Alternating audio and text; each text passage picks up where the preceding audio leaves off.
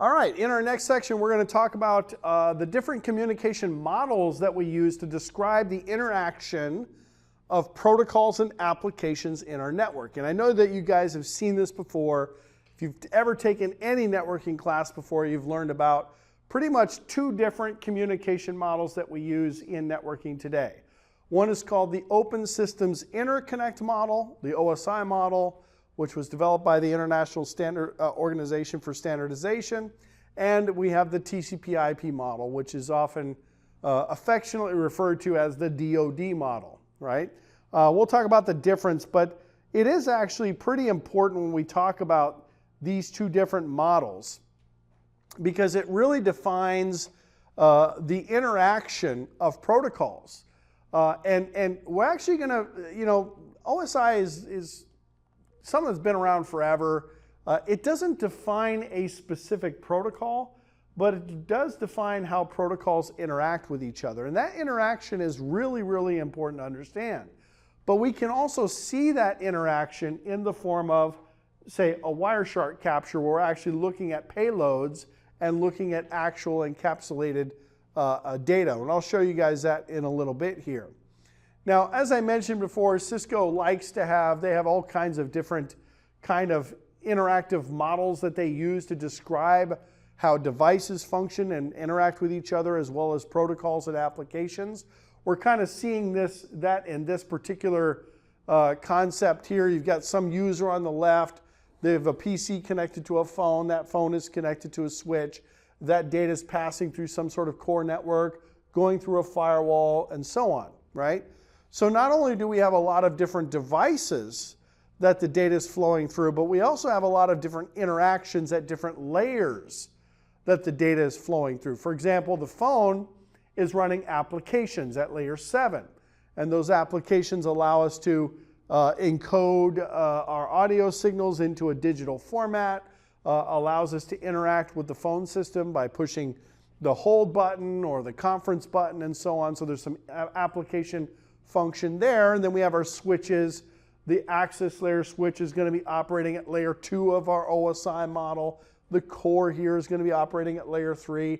The firewall at least layer 3, but potentially all the way up to layer 7 and so on. So every device is making decisions. Every device is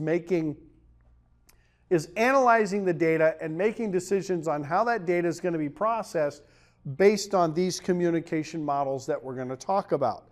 And it's really important to understand what the effect of these models are on those particular data flows and at what layer data is going to be analyzed. So it says here, as a network engineer, you need to understand the idea of the host-to-host communication model, which includes these 4 things: identification of the layers and the functions of TCP/IP, the TCP/IP protocol suite.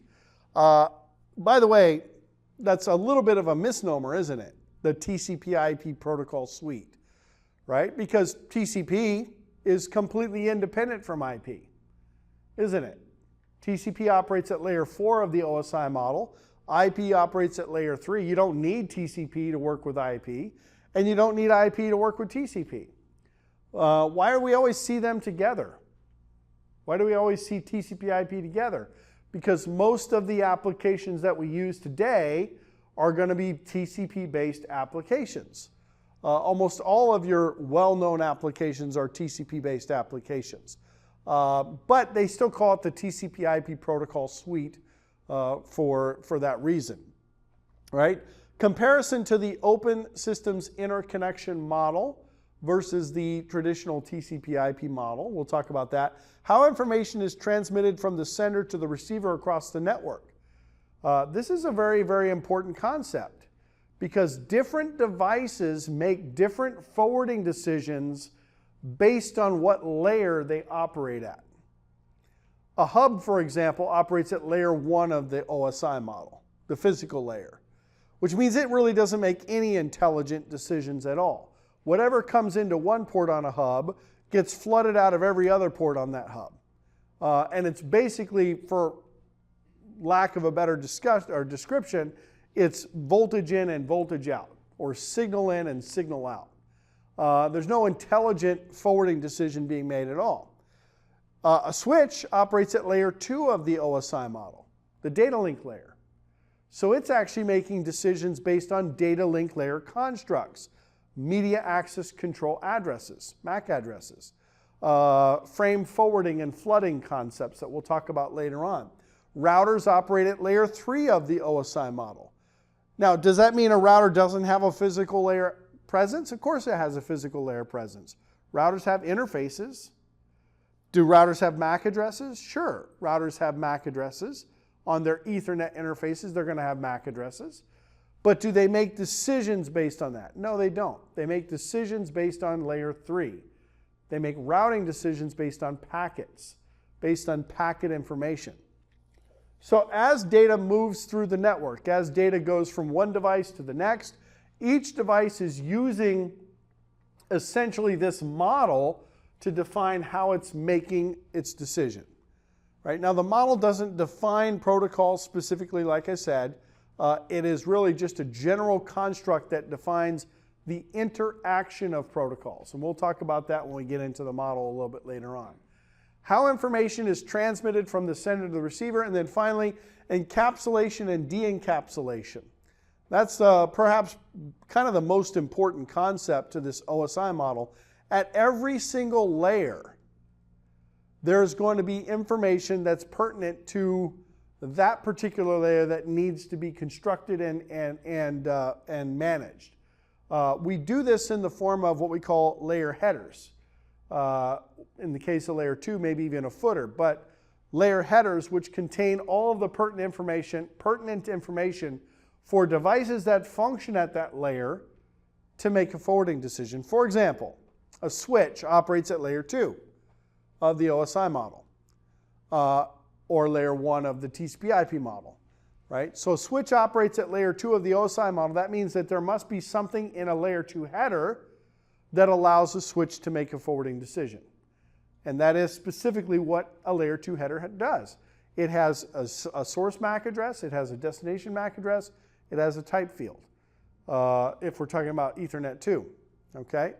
Which allows the switch to make a forwarding decision. A packet header, whole bunch of different fields. We'll get into that later on. Header length, version field is first, header length field is next, toss byte is next, and then after the toss byte we have a total length field, and then we have our fragment offset, flags and fragment field, and then we have time to live and protocol, checksum, source IP, destination IP. Those are all the different fields in a packet header. But guess what? Devices that operate at layer 3 use that packet header information. I forgot the time to live, I think. But use that information in that header to make decisions. All right, and that's what they're really describing here. Encapsulation and de-encapsulation is the process of building those headers around the raw data so that we can transmit that information, and then devices along the path can make decisions about what's contained, based on what's contained in those headers, so that the data ultimately can get transported. It's no different than, say, taking a letter and putting it into an envelope and putting a stamp on it and an address on it to make sure that that letter gets to its destination. The contents are what we're concerned about. We don't really care about the envelope. We don't care about the postage. We don't care about the postmark. That's all information that's used for transport. We care about the contents. And that's what's happening with data in our network. The data is being generated by the computer. It's being passed down the protocol stack within the computer itself. And as I go down the stack, I'm adding all these headers and then sending the data on the way. And it's those headers that are being used to identify how the data is going to flow. So they call it the host-to-host communication model because ultimately that's what we're trying to do. We're trying to get data from host A to host B. There's a bunch of stuff in between, but ultimately we're trying to get data from the source to the destination. All right? Now, from a host perspective, there are some elements within the model itself that apply specifically to the host. For example, TCP and UDP are actually defined at the host-to-host layer. Why do you think they call the transport layer the host-to-host layer? Any ideas?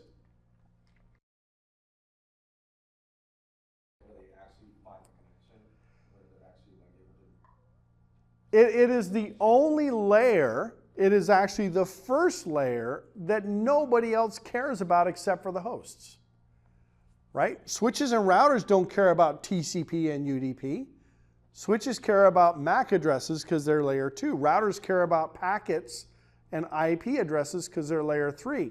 Layer 4 is TCP and UDP, and that's where the hosts come in. And that's where they use things like the three-way handshake and functions within the transport layer to define how the hosts are going to communicate to each other. All right, now I have a bunch of text here. I'm not going to get through all that, but basically they're talking about this idea of being able to transport data from a source to a destination. Now, what is the benefit of having this layered approach, this OSI model, if you will, or the TCP/IP model? Number one, it makes it a lot easier for me to teach you guys how the overall communication process takes place, because we compartmentalize the function of communication. Switching happens at layer 2. So if you want to become an expert on how switches work and you want to become an expert on switching technology, all you have to do is focus on the frame header, focus on what happens at layer 2. All right, routing at layer 3, hosts at layer 4, applications at layer 7, well, kind of 5, 6, and 7. All right, so we've compartmentalized network functions within a specific layer. But here's the other benefit. Those layers are interchangeable. So for example, if I teach you all about how switches work and how frames work, how DNS works, how FTP works at the application layer, and I take out IPv4 and I put in IPv6, it doesn't change how everything works. If I change my tires on my car from Michelin to Goodyear, does that change how the engine works? Does that change how the steering wheel works? Does that change how the gear shifter works? Of course not. This is kind of the same concept. Layer 2 is the same with IPv4 as it is with IPv6. FTP is the same with IPv4 as it is with IPv6 because FTP is an application. IPv4 and IPv6 are just the layer 3 component of the overall communication model. Does that make sense? Right? So, and that kind of, that's what is that, the fourth bullet point down? Prevent changes in one layer from affecting other layers. So if I decide to come up with a different transport layer protocol, maybe not TCP or UDP, but maybe MIP, whatever, I don't know what you want to call it, but come up with some new transport layer protocol, you don't have to redesign the whole system, right? Because you're just changing one element of the system, all right? So define and specify communication tasks to provide the same basis for everyone to develop their own solution. This is pretty important actually because again, the models themselves do not define protocols specifically. They define how protocols are supposed to interact with each other. They define how protocols interact with devices because devices operate at a particular layer. But they don't define the protocols themselves, which promotes interoperability, it promotes cross-platform functionality, and so on. Facilitate modular engineering, allowing different types of network hardware and software to communicate. I just mentioned that. Accelerate the evolution, blah, blah, blah. Simplify teaching and learning, and so on. Absolutely. All these things are benefits of having these models. All right? So the OSI reference model, we'll just go to the diagram here, is a 7-layer model. And it consists of these 7 layers. Layer 1, physical layer. Layer 2, data link. Layer 3, network. Layer 4, transport. 5 sessions, 6 presentations, 7 application. All right, please do not throw sausage pizza away if you go from the bottom to the top. That's Microsoft's little anagram. Cisco is all people seem to need data processing. Maybe from top down, but anyway. I don't know that you're going to see any specific questions on the exam about the OSI model. They tend to kind of get away from that now. They don't really ask too many questions about it. But it is important to understand, right? Because it says here, the physical layer is responsible for binary transmission. What we tend to call signaling or modulation. How binary information is transmitted is up to interpretation, right? I could technically, I suppose, transmit binary using smoke signals. I could transmit binary using hand gestures, right? That's just the modulation technique. Every system has its own way of modulating data so you can recognize ones and zeros. In fact, in wireless, that's one of the biggest things that's changed, that's allowed us to push more and more data over the same spectrum as we had before when we came up with the original wireless, 802.11, which was a 1 megabit per second standard. Kind of out of the scope of this discussion, but wireless deals primarily with 3 bands of frequencies, right? They're called the ISM bands, industrial, scientific, and medical bands. 900 megahertz, 2.4 gigahertz, and 5 gigahertz. I'm sure you guys have heard of those, right? They're called the ISM bands because they're basically non-licensed open frequencies that anybody can use. They're regulated, but they're not licensed.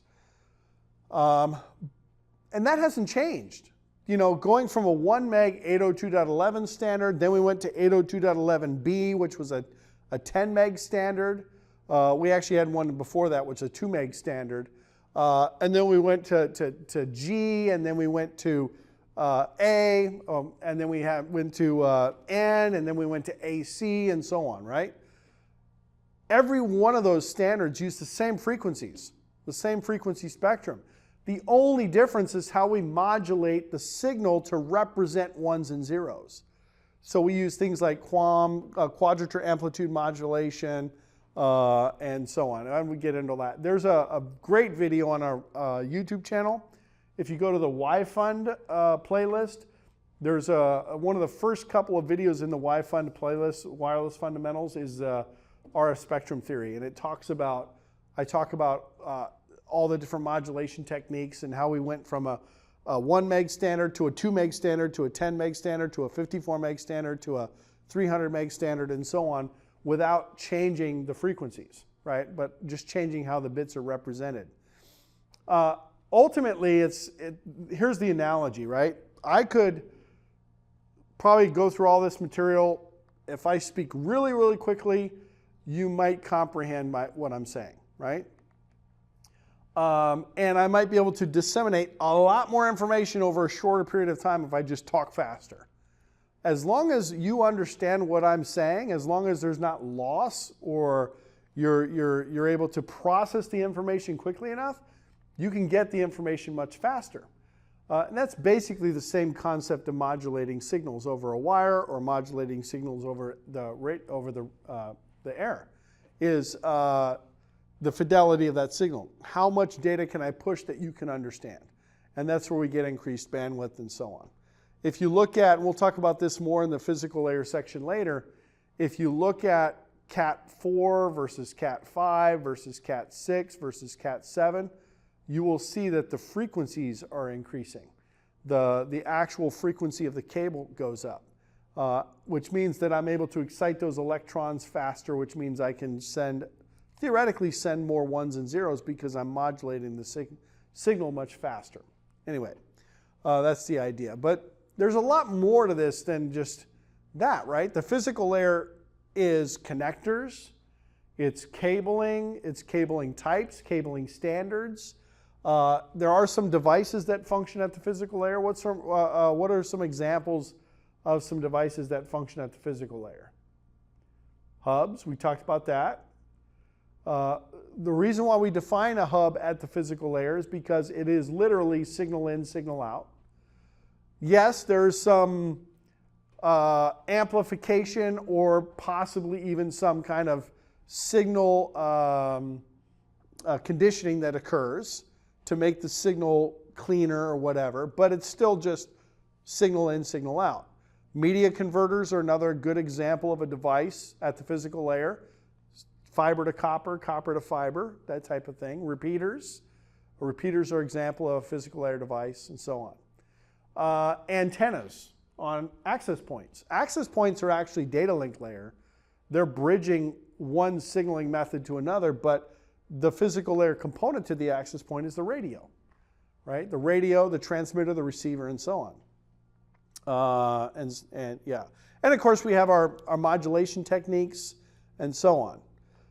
The data link layer, we get into the data link layer. Now we're talking about switching, bridging. Bridging and switching are both data link layer functions. Media access control.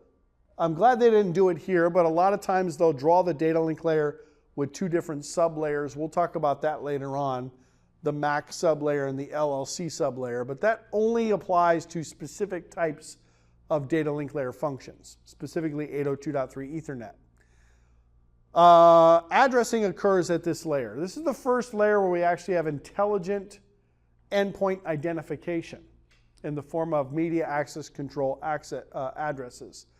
The network layer, obviously where IP runs, IPv6, IPv4. Routing occurs here as well. They mentioned data delivery. Transport layer, end-to-end, host-to-host. This is really the first layer that we classify as host-to-host because routers and switches don't care about this layer. Does that mean that a router can't drop a packet because it comes from a specific TCP port? Of course a router can. We have access lists that we can put on a router, and that access list says, hey, if this is FTP from this host to this host, do not allow that traffic. That doesn't mean that the router's functioning at layer 4. It means that it's layer 4 aware, and it can make policy decisions based on layer 4, but fundamentally the router makes its forwarding decisions, its data delivery decision based on the network layer. Does that make sense? All right. Obviously, we'll get into these protocols in a lot more detail later on. And then we have our 5, 6, and 7. We don't really care about those layers. If you're a software developer or programmer, you might care. But those 3 layers typically just kind of get grouped together to represent the application. It says inter-host communication. To me, I always define the session layer as equivalent to the session layer performs basically the same function to the application that the transport layer provides to a host. It allows end-to-end communication. So we're talking about establishing the parameters of the communication channel, who's going to be negotiating that communication process, and so on. I'm sure the book kind of goes into it in a lot more detail, but we don't need to do that right now. We'll certainly see more of this a little bit later on. All right. So that's the OSI model. I kind of skipped over layer 5, 6, and 7. Again, 5 session layer establishes, manages, and terminates sessions between communicating hosts. Sounds a lot like the transport layer. But again, this is more related to the application than it is to the actual transport of the data. So the session layer, a lot of people almost kind of classify the session layer as theoretical. In other words, it's not really really a separate layer. All right? But let me show you guys something, because I think this is important. And we're going to be doing a lot with this tool throughout the class, so I'm going to show you real quick. I'm going to pull up an application called Wireshark. There's many other applications that do a similar thing, but Wireshark is a tool that allows us to capture in real time datagrams that are being generated on the network. So let's say, for example, I'm going to capture what's on my wireless adapter here. VMware, where's my Wi-Fi? Right there. So what I'm actually capturing here is basically just every single datagram that I'm either sending or I'm receiving. And it could be, it's a broadcast, it could be multicast, it could be data that's actually being sent to me directly, etc. But these are all the individual datagrams that I'm receiving. Now, if I go into any one of these datagrams, you can actually see all of the individual layers that we were just talking about in the OSI model. The first section here is really just added by Wireshark to give you information about the frame. This is layer 2, this is layer 3, this is layer 4. Now, one of the things that I described when I talked about the OSI model is I said the OSI model defines the interaction of protocols. And we can actually see that in this Wireshark capture. In every single layer, there is a field that references the next layer. In the case of Ethernet, it's a type field. That tells me that at layer 3, I have a packet, an IPv4 packet. At layer 3, it's the protocol field.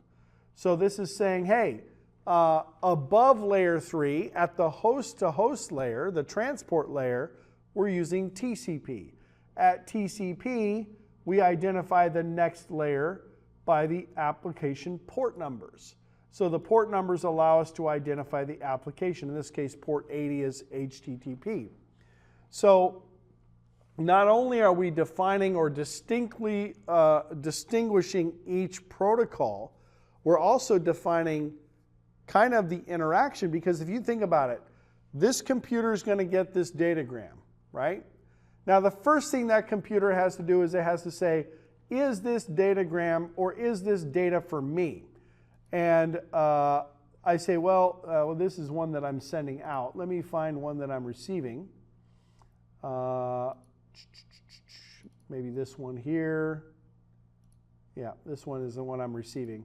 So the first thing the PC is going to say, well, is this for me? Right? Well, I do that based on my MAC address. If that MAC address is my MAC address, I'm going to now process this data. But I need to send this data up the stack. I need to send it to the next internal process to process the data. So how do I know? I need to send it to IPv4 because of the type field. So I'm saying, okay, internally I'm receiving the data, I've already got it, I'm processing it, I need to send this to IP for processing. Now, at the Internet Protocol layer or the IP layer, I might say, okay, there could be a couple of different things I would look at here. I might check, for example, the checksum to make sure that the packet is valid. If the checksum fails, I might discard the packet or whatever. But the destination IP, is it my IP address? It might be my MAC address, but maybe it's not my IP address. Who knows? Usually it wouldn't be that, but okay. So basically I'm kind of just going through these steps of analyzing each layer and then making a decision. Now from the host perspective, do I really care if it's my IP or not? Well, yeah, I'm not going to process the data if it's not my IP, but really this layer is mainly used by the routers to get data from point A to point B. And I look here and I say, okay, the protocol is TCP. Now I'm starting to get into what the host cares about and less than what the network devices care about. So is this TCP? Is this UDP? Is it some other layer 4 transport? Or is it some other encapsulated protocol? I'll look at the protocol field for that, right? And I say, oh, it's protocol 6, which is TCP. Now I need to send this to TCP to get processed. And then within my TCP header, I see, oh, it's the destination port is 3896. Well, guess what? That destination port is tied to a specific application in my computer, right? Let me show you something else real quick. Not Nmap, sorry. Let me go to my command prompt. Close that. So I can do Netstat. This is one way to kind of see the applications that are being used on my computer here. Oops, let me do a Netstat question mark. And I have a bunch of different switches I can use for Netstat. One of the ones that is useful, that I find useful, is this one right here, -O, displays the owning process that's associated to that particular port, right? The other one that's kind of useful is dash A, which is also if you want to see what the listening ports are. But let's do a Netstat dash O dash A. And you can actually see, for example, this is an established TCP session right here, okay? And it says the source port is 2210 and the destination port is HTTP, but this is the process that it's tied to. Well, guess what? That particular port is always going to be tied to that particular process. Now, there may be multiple threads of the communication channel. I didn't sort by process ID, but 5368, there's a couple ways you could see that. There's actually another switch you can use to actually see the executable. And I can't remember the switch. Fully qualified, port numbers in numerical form, protocol, routing table. Where the heck is it? XB, yeah, dash B, yeah. Displays the executable involved. So I can come in here and I can say dash O dash A dash B. And in, oh, all right, hold on one second. And in the output then, I can see, based on that output, I'll be able to see the actual executable. I could use Task Manager to see it as well. Netstat dash A dash B dash O. And I can see in parentheses, let me see if I can find that same one, 5368. So that was Avira, my antivirus is the one that's established that session or that communication channel. All right. So again, this information is useful, and by the way, it's relevant because that port 2210 is assigned to that application. Well, it's not assigned to that application. It's assigned to that communication flow, right? And again, many applications can generate many different flows. It's not just one flow per application. But the point is, all of this information is contained within, those headers. And it's that header information that we're using to identify the flow of information, the interaction for the applications, as well as the transport of the information across the network. All right? All right. So one of the less used models within the reference models that we see is this model called the TCP/IP model, or what a lot of people will simply refer to as the DoD model, right? This particular model is a 4-layer model. Sometimes it's drawn as a 5-layer model, but most of the time it's simply drawn as a 4-layer model. Is kind of more of an application-centric approach to the model itself. It is less network-oriented and more application-oriented. So it's not quite as granular as the 7-layer OSI model, but it basically provides the same functions, right? The idea here is that we've got this TCP/IP model, the link layer, if you'll, as you can see from the diagram here, also called the media access layer, is a combination of the physical layer and the data link layer in the OSI model.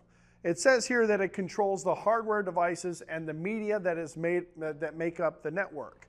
When they say hardware devices, they're talking about the physical interfaces. They're talking about the connectors, the modulation, the communication on the actual physical interfaces. They're also talking about media access control. So MAC addresses would be here. So this link layer is kind of a culmination of both the physical layer and the data link layer. All right. Sometimes it's called network access. Sometimes it's called data link. But there are a lot of ways to describe it. But the bottom line is it really just describes the functions that in the OSI reference model would simply be the physical layer and the data link layer. Then we have the internet layer. The internet layer is equivalent to the network layer of the OSI model. So this is where routing is going to occur. This is where IP addressing occurs, IPv6 addressing, AppleTalk, IPX, other kind of legacy protocols that we don't see too much anymore. And it's really no different. Just because it's called the internet layer doesn't mean it functions any differently than the network layer of the OSI model. The transport layer actually directly facilitates or matches up directly with the transport layer of the OSI model. This is where TCP and UDP are going to function. This is our host-to-host layer. And then what would normally be the session, presentation, and application layer in the OSI model just simply becomes the application layer in the TCP/IP model. So it's a very similar model, just not as granular as you would typically see with the OSI model. So obviously we've talked about in the previous sections here, we talked about what the reference models are used for, but the idea is that we're trying to facilitate communication between clients, between hosts. And that's what we refer to as basically peer-to-peer communication, horizontal communication, if you will.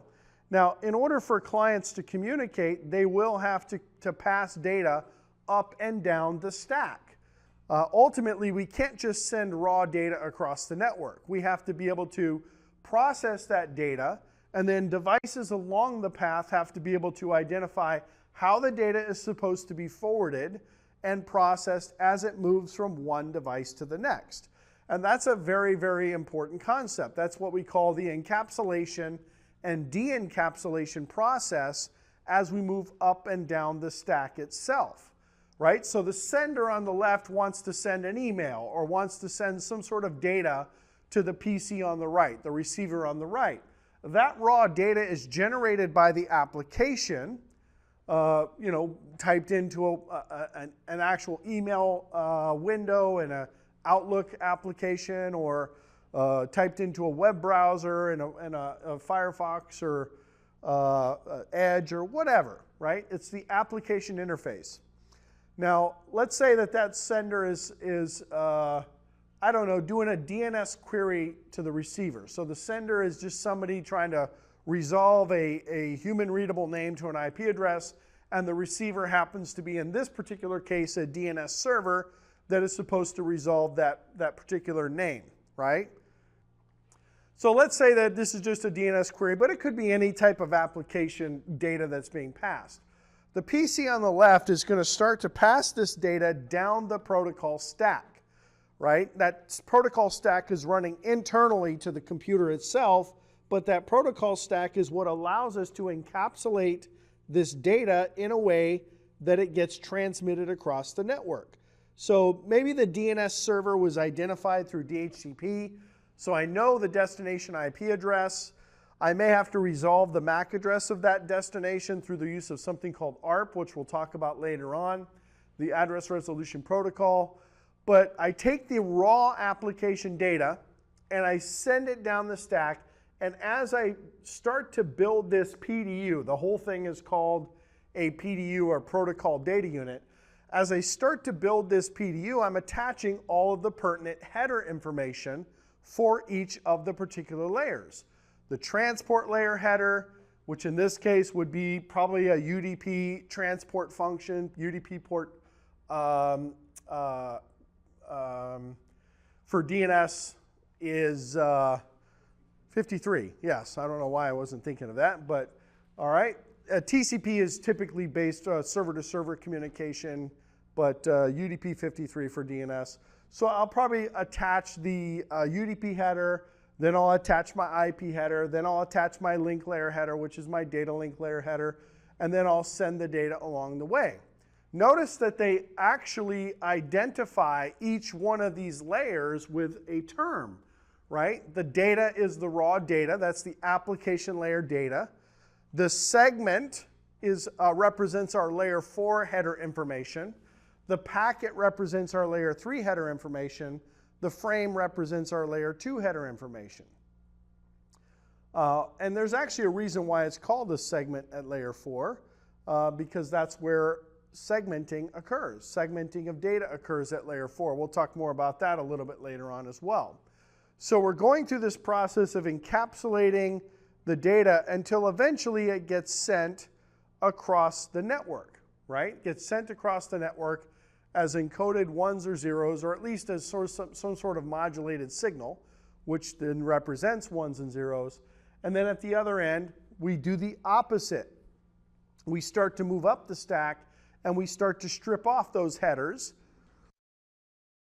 until we get to the information that's pertinent for the application itself.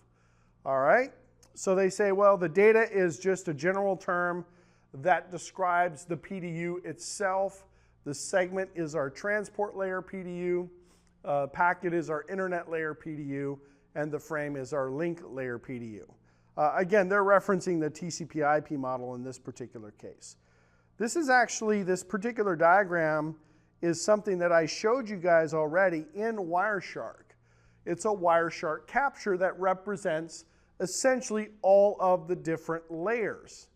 All right, we can see that the layer 2 protocol, it's a little bit small on the screen here, but the layer 2 protocol is Ethernet 2. That's a Roman numeral 2.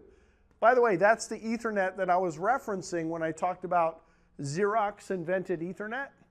This is the Ethernet that was invented.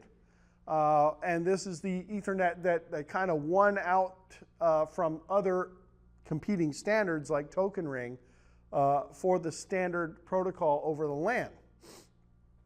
All right.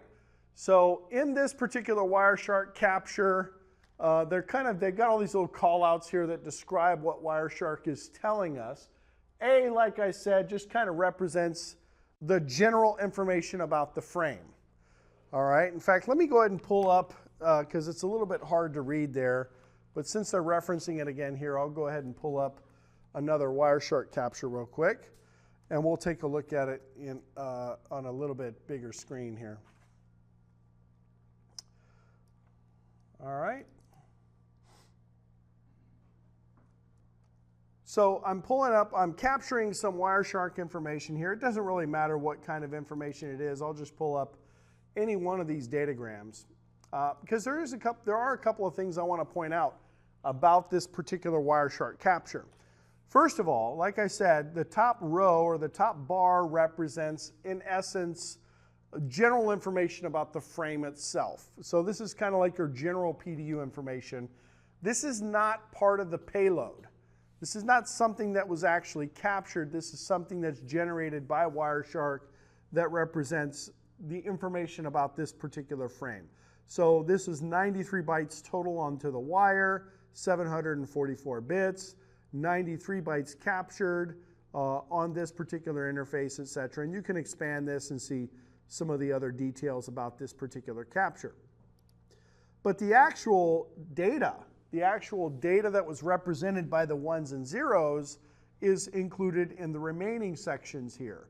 Here's my Ethernet 2 header, which is comprised of a destination MAC address, a source MAC address, and a type field. So where did the frame come from? Where is the frame going to? This is the information that switches use to operate. Remember, switches operate at layer 2 of the OSI model.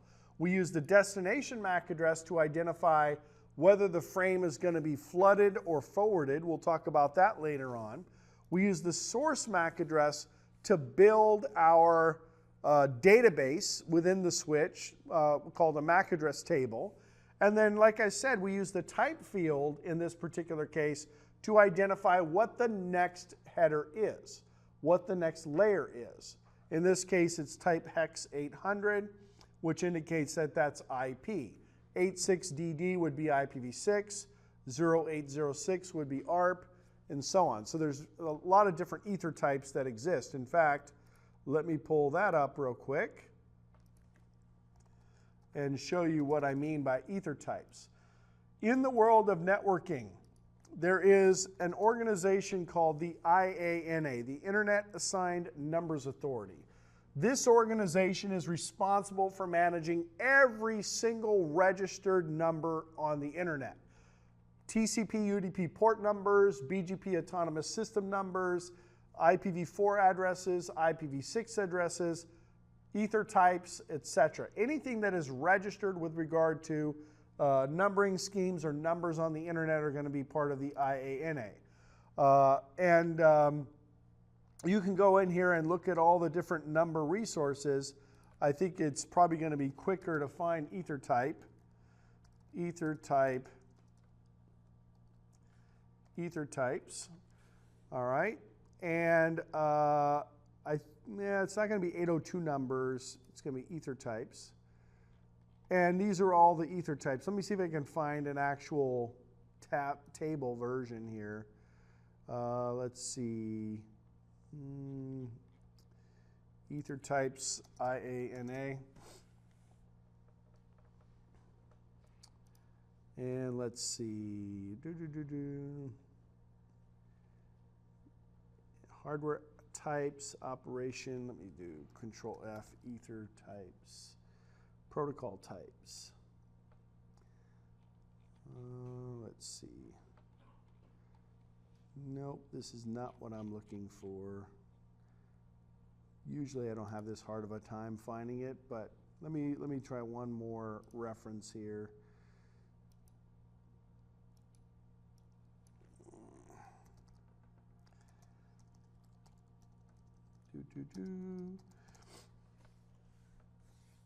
Let's try this one. I don't think these are going to be the same numbers. No, these are 802.3. Well, you actually, ether type is here, so that's fine.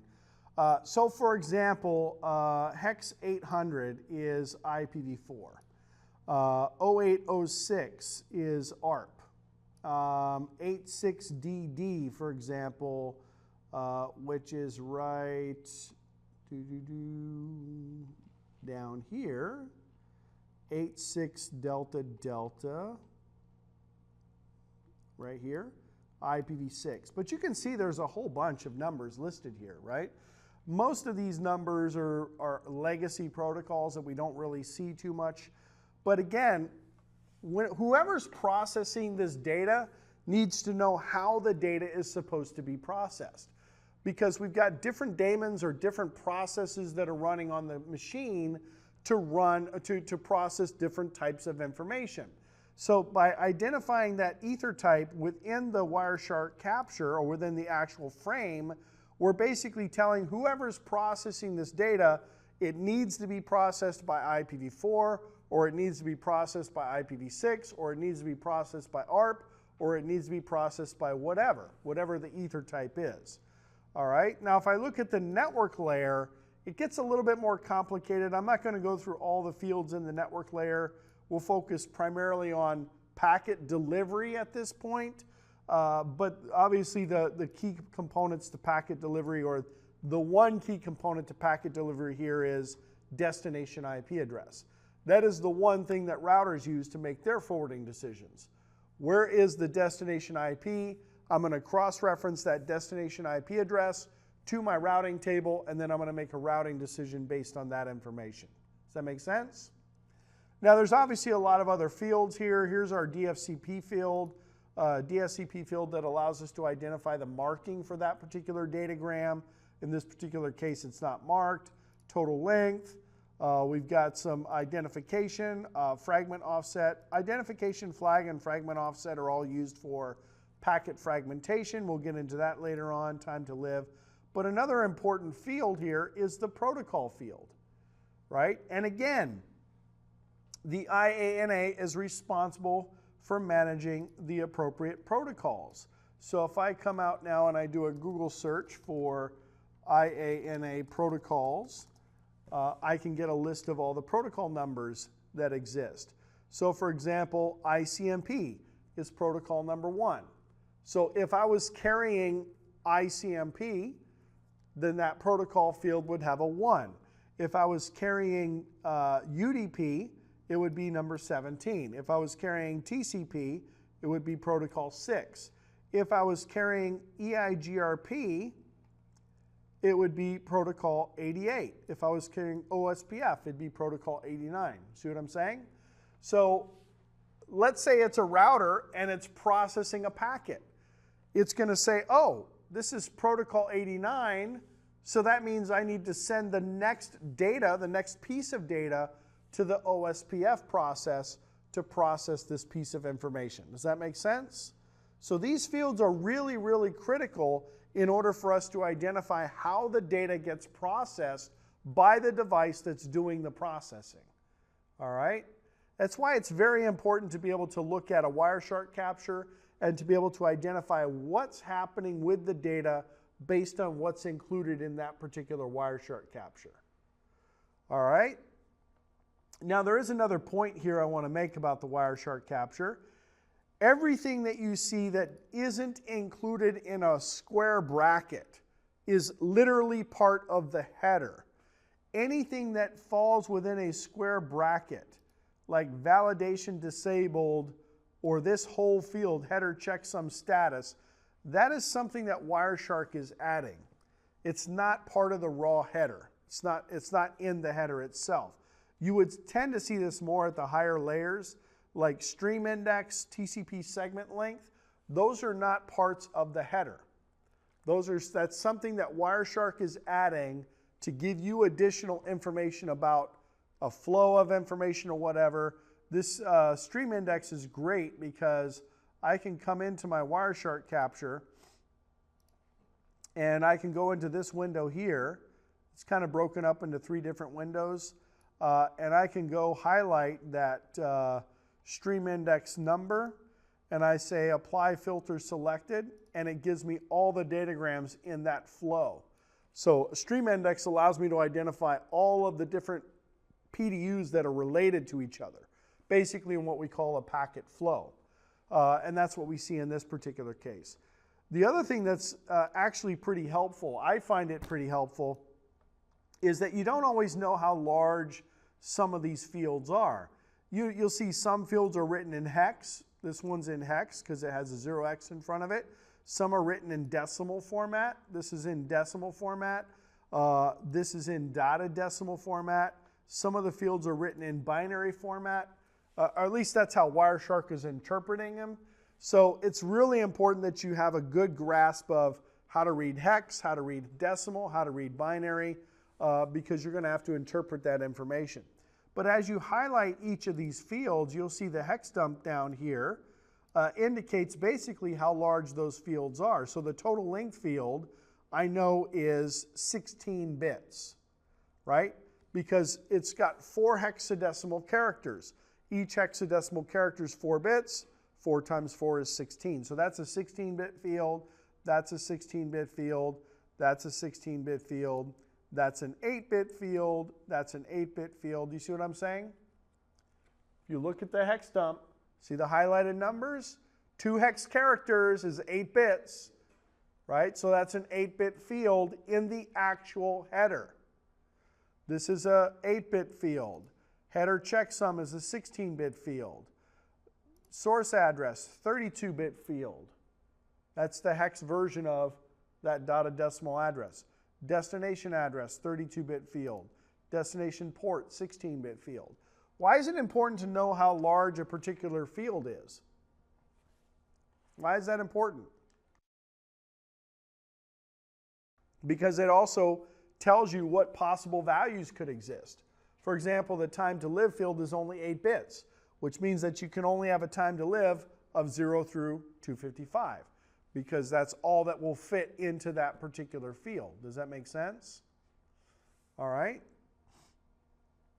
That's obviously a little bit beyond the scope of what we're talking about in this section here, but I just wanted to mention that because they were kind of showing you this Wireshark capture here. The point here is pulling out the pertinent information that ensures the delivery of the data to its destination. And this is perhaps the biggest takeaway from this whole discussion, because we're really talking about, in this particular case, how did the data get from point A to point B? All right, with all these other devices in between. It's pretty amazing when you think about it. Let me see.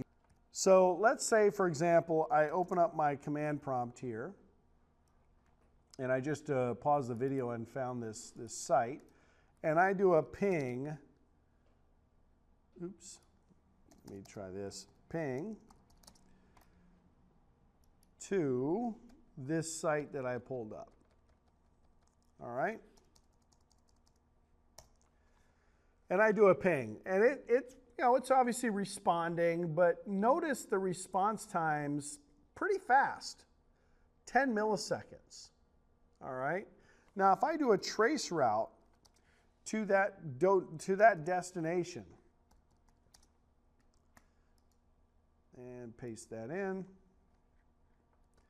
what I'm going to see in this trace route is essentially all of the layer 3 devices that I'm passing through to reach that particular destination. We'll talk more about this a little bit later on, but this is a way for us to identify essentially all of the layer 3 devices that I'm going through to reach a particular destination. And what's amazing about this is you start to, well, we lost our, might be just that hop, we'll see. Yeah, it was just one hop, didn't respond. You'll notice that for the most part, we had really, really good response times, less than a millisecond or a millisecond to get to the router at the hotel here, and then a couple of local hops. Then we got onto AT&T's network, AT&T, this probably Raleigh, North Carolina. This is probably Richmond, Virginia. So these are kind of points along the path, if you will. You can kind of infer a little bit based on the name. Doesn't guarantee it, of course, but typically service providers will do this. There is a standard naming convention for routers on the internet, and it does have to generally do with their location, their physical location. And then we see a big jump right here on this link right here. So we went from, I'm not sure where this is, WSW, probably Washington, D.C., Washington, D.C., and then we went up to 26 milliseconds. What do you think was happening from here where we got 1, 1, 3, 5, 5, 5, 5, 5, 26, and then 5, 5, 5? Well, guess what? Our data is passing over one of our global,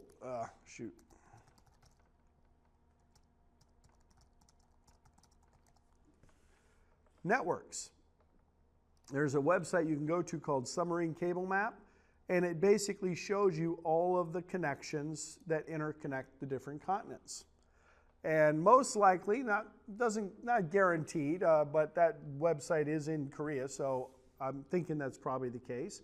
But most likely that data went over one of these submarine cables, although I don't see any that go from, typically we would have gone to the West Coast to get over to Korea, but these submarine cables allow us to interconnect the different continents. These are just fiber optic cables that are dropped off the back of a ship basically and spliced together until we get to our destination, and these are passing data back and forth.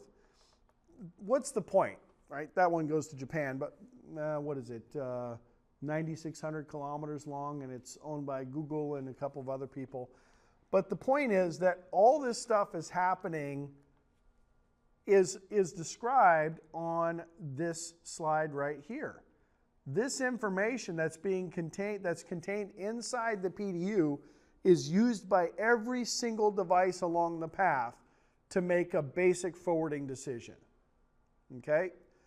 And it is so simple, when you think about the complexity of the world and how devices communicate, but ultimately it always comes down to two things: switching and routing is ultimately what it boils down to.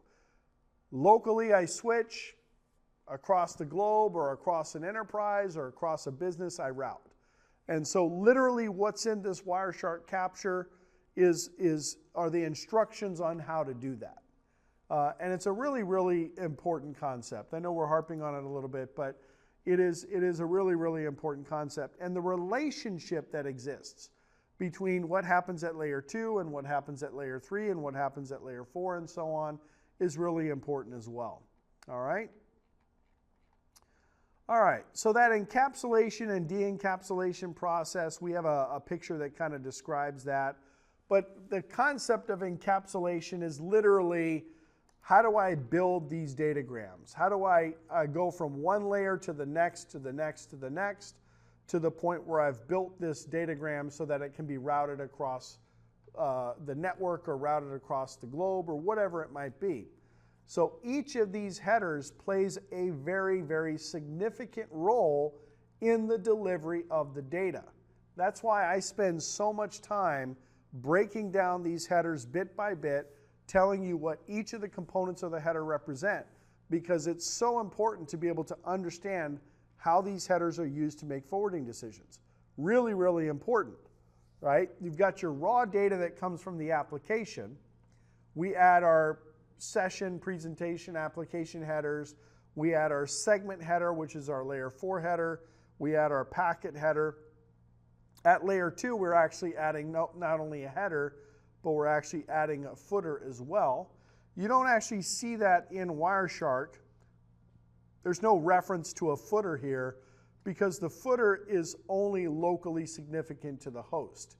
The footer's not used for actual delivery of data. The frame check sequence is used to verify the integrity of the information. That's it. If the integrity fails, if the frame check or the cyclic redundancy check, as we call it, fails, then the device locally will just simply drop the frame. And then the frame will have to be retransmitted or whatever based on the application. But it's the header that actually allows for the delivery. All right? So at layer 2 or at the link layer, if we're talking about the TCP/IP model, at layer 2 it's the frame header that allows us to identify how switches handle data. It's the packet header that allows us to identify how routers handle data. It's the segment header that allows us to identify how a host handles data. And then the rest of the headers are for the application itself. So pretty important concept. This idea of encapsulation and de-encapsulation. That happens at the other side too, right? As I'm going back up the stack, as I'm moving back up the stack, I have to be able to strip off those headers. Now, looking at this information, this frame header, for example, we already know that switches use the frame header to make a forwarding decision. Do routers care about the frame header or not?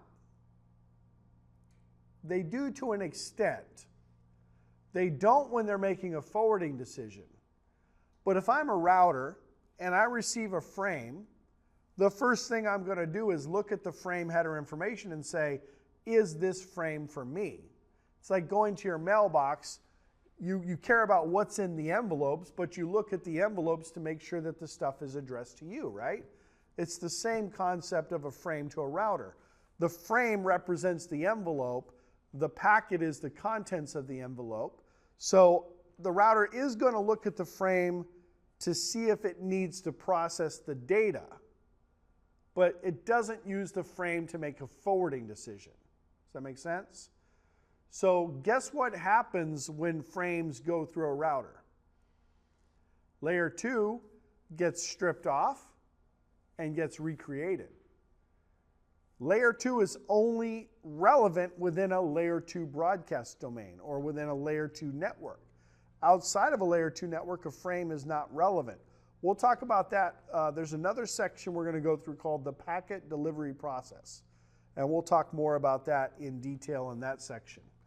All right? So as far as mapping the two together, this is the de-encapsulation process where we start to strip off the headers as we pass the data back up. But as far as mapping the two layers or the two models together, this is basically what it looks like. The data link layer and the physical layer of the OSI model map over to the link layer. The network layer maps over to the internet layer, the transport to the transport, and then application, presentation, and session map over to the application layer. All right? All right, any questions about that? There actually used to be a time in the world, let me see if I can show you this. It's not really relevant to the class here, but what the heck, we might as well look at some fun stuff as well.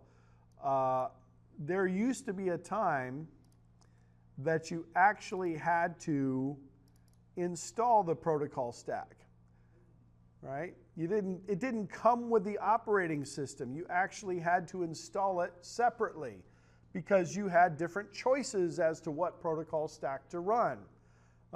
This actually is Windows for Workgroups, when Windows used to run as an application, not as an operating system. Some of you may have never seen this before, but this is the original version of Windows. Anybody remember this? Yeah. Yeah. Like it was yesterday, yes. So pretty. I keep this for nostalgic reasons, but I actually have pretty much a VM built for every version of Windows all the way up to today. But yeah, this was it. This is what you got. But my point was, when you set up networking in Windows for Workgroups, you'd go to network and you'd actually have to set up which protocol stack you wanted. You can run IPX, you can run NetBEUI, you could run IPv4. This is for an Etherlink 3 adapter, but you get the idea.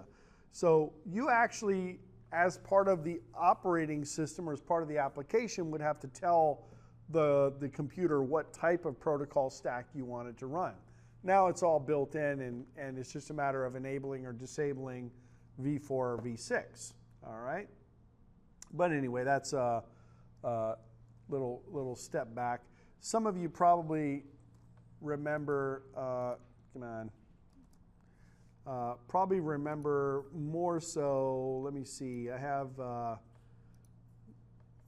Let's do maybe Windows 95. Maybe you remember Windows 95. You have OS2 Warp? I do not have OS2 Warp. No. Awesome. I did mostly the Windows stuff, but doing a disk check there. But yeah, this is when you had AOL and CompuServe and stuff like that. I got mail, yay. All right. So anyway, I digress. So let's wrap up that section. We're done with section number 2. Now we're going to start to get into section 3, which is where we start to kind of get into some of our command line stuff. So that's going to be fun. We'll do some more of the networking fundamental stuff a little bit later on. But for now, we'll focus on some basic command line stuff.